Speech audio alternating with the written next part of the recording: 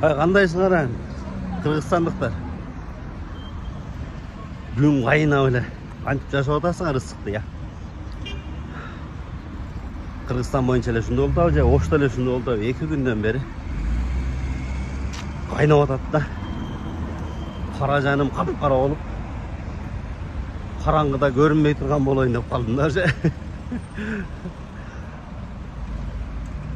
Ошол барыңарга Оштон салам. Кайсыл жакта болсоңуздар тынч болгула, аман болгула. Ошту сагынып жүргөн сырттагы мекендештерге дагы салам. Жакшы иштеп боп кеткилечи.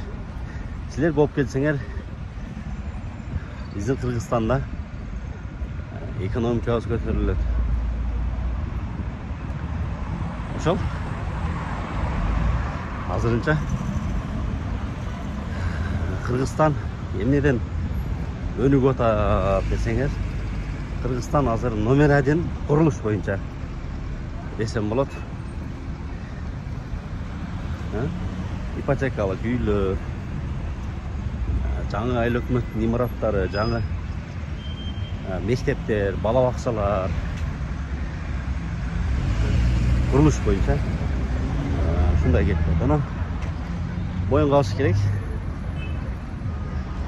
Баягы санариптештирүү,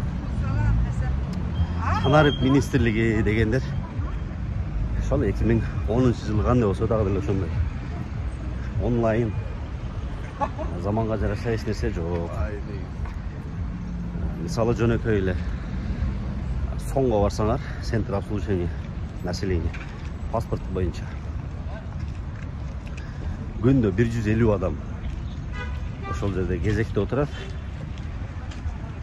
Эртеден кечке күтүшөт. Ушундай ызычуу дагы бир андай кезектен арылбаган ишканалардын бири унаа мекемеси, баягы машиналарды оформление кылган. Барсаң, машина алып, машина сатып, жыгылып, унаа мекеменин ичи бала бакчадан дагы көп да. Семейный ызычуу балдар менен азыр баягы мыйзам чыгып калган эмеспи, согласие дегенчи. Ошону кошкондон бери аялдар, жаш балдар ызычуу тополоң. Анан унаа мекемеси жетишпей атат деп Ошто башка филиалдарын ачты, ал дагы болбоду. Түн иштей турган кылды, ал деле болбоду. Эми түн иштегенде кандай болду? Күндүзү 5 сотрудник иштесе, күндүзү ошонун экиси жумушка чыгат дагы, алган 3-өө түнү жумушка чыгат. Айырма жок болуп калды да.